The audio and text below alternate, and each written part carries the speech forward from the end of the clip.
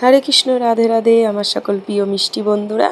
তো চলো তোমাদেরকে দেখাই আমার বাপের বাড়ির বাৎসরিক কালী পুজো। 14ই মার্চ ছিল বাৎসরিক কালী পুজো। তো আমরা সকাল সকাল চান ধান করে রেডি হয়ে চলে গেছি মাকে আনার জন্য।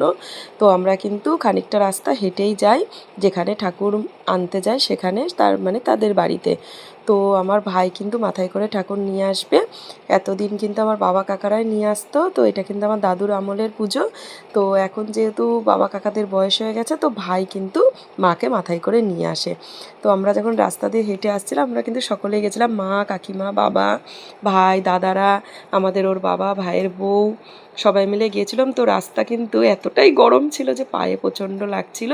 তো তবুও মাকে তো বাড়িতে নিয়ে আসা, বছরে এই একটা দিন আমাদের সারা বছর ধরে আমরা অপেক্ষা করে থাকি। তো যথারীতি মাকে আমরা নিয়ে আসলাম। আর ওইখানে যেহেতু ভাই নিচু হয়েছিল মাকে আনতে, কারণ ওখানে ইলেকট্রিকের তার মায়ের মাথায় টোপরের সাথে বেঁধে যাচ্ছিলো, তাই ভাই ওখানে একটু নিচু হয়ে মাকে বাড়ির উদ্দেশ্যে নিয়ে আসছিল। তো প্যান্ডেল করার জন্য যেহেতু বেঁধে যাচ্ছিলো, তাই সবাই মিলে ধরাধরি করেই আনতে হলো। তো এনে মাকে কাকিমা, মা সবাই মিলে বরণ করে নিল। তারপর দাদা আর আমাদের ওর বাবা মিলে মাকে তার আসল জায়গায়, মানে তার স্থানে নিয়ে গিয়ে বসানোর জন্য রেডি করছিল। তো ঘরের মধ্যে দিয়ে নিয়ে এসে মাকে তার বেদিতে বসানোর জন্য নিয়ে যাওয়া হলো।